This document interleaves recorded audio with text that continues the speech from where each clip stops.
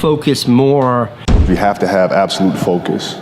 Getting laser focused on something. In this video you will learn the importance of focusing on one task at a time and how can you be super focused. So let's roll on. See, most people think success is a straight line.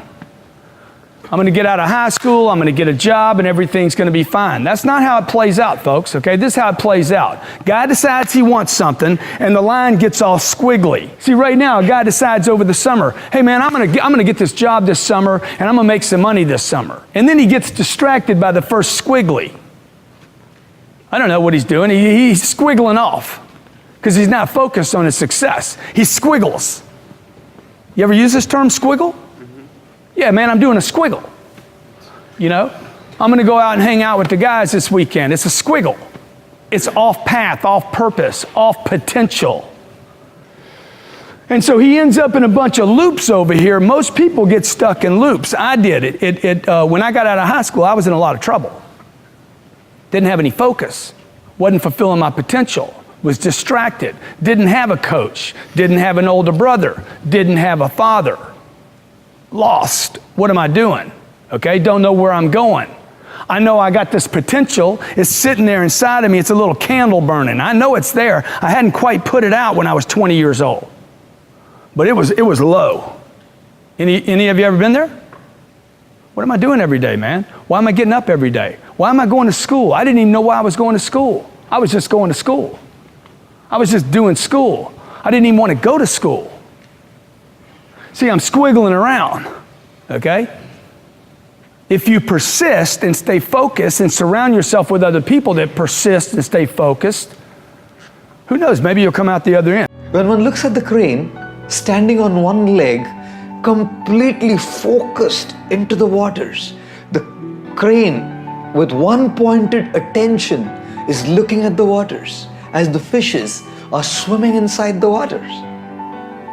The crane will allow the small fish to swim around and not be satisfied with them. It'll allow the fishes, the small fishes, to go around and swim around. The crane will focus and wait for the big fish to come. If the crane settles with the small fish, it'll lose the big fish.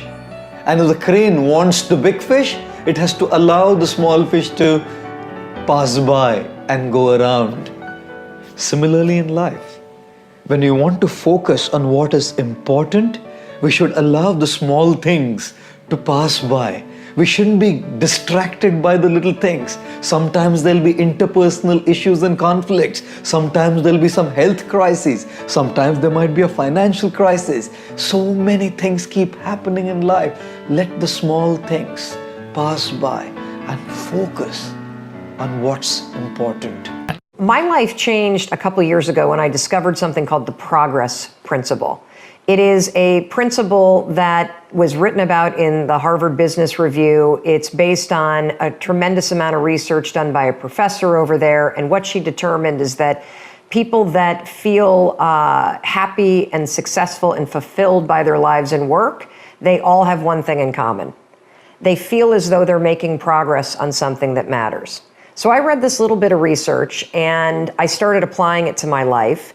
And what I do, as stupid as this sounds, it really works. I don't focus on balancing everything. I focus on just making sure that I make progress on one thing a day. That's right, you heard me. One thing a day that matters to me.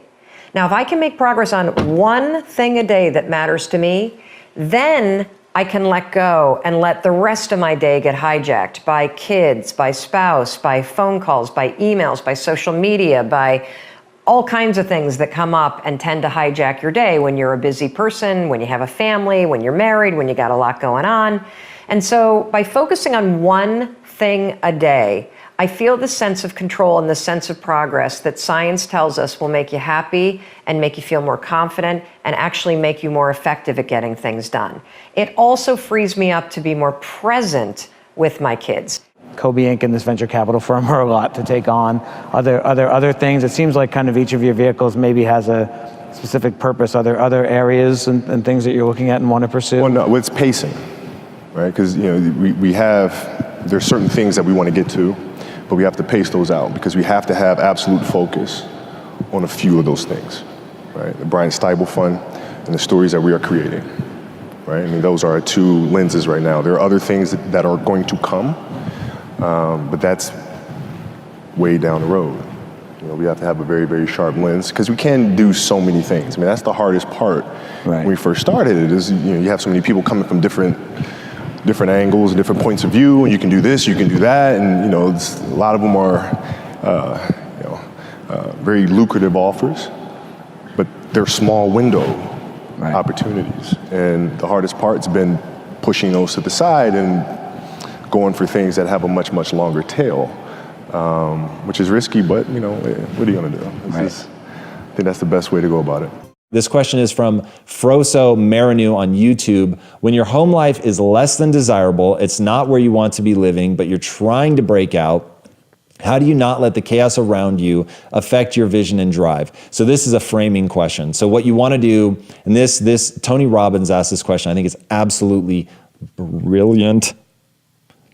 How is the worst thing that ever happened to me the best thing that ever happened to me? So in your circumstance, how is being in a chaotic home life the best thing ever? Now I'll give you one example off the top of my head, and this is exactly why I play first-person shooters.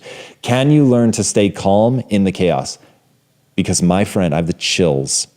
If you can do that, it will serve you so well in every single area of your life, in a relationship, in business, if you want to be an athlete, if you want to play games, like whatever it is that you do, one of the things that you're going to have to become great at is letting all of the noise drift away into nothing and getting into laser focus on the thing that you're working on. Now, when I give advice like that to people, they think, well, how do I practice? The amazing news is the best thing that has ever happened to you is that you have a built-in way to do that. Your home life is mass chaos. So now you get a chance to practice. I have the chills. You get a chance to practice every day, tuning out the chaos and getting laser focused on something. That's framing. Now, there are other ways, but that one is so powerful that I will end it there. Focus on that. It is practice every day. Thank God you're living in this chaotic environment. Man, congratulations. When I get to the courts, I have my bag and I'm wearing my hat and my hoodie. This is my office. Like, that's my workplace. And I'm laser focused. And I've had that.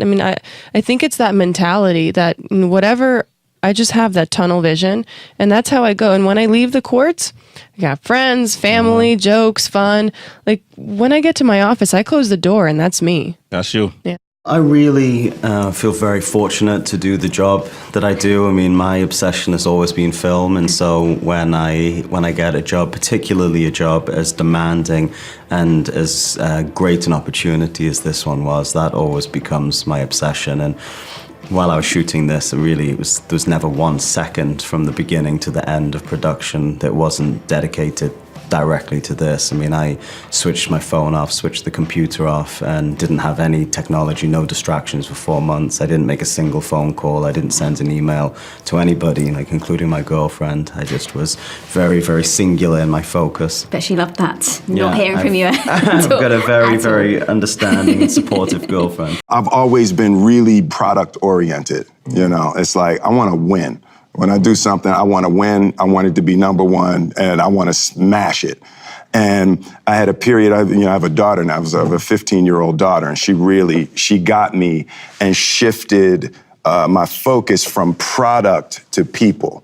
It took a couple of years, but as soon as I got knocked off of product and started shifting to people, the whole world opened up for me again, and acting opened up in a whole new way, to not go into day one of a movie trying to figure out what everybody has to do so we win, versus opening up and every person's a new, it's a whole new world. Meaning the characters you play or the people you work with? Both. Absolutely. Generally when I went into a product, when I went into a meeting with a director, my focus was, can this guy win? Can this girl win?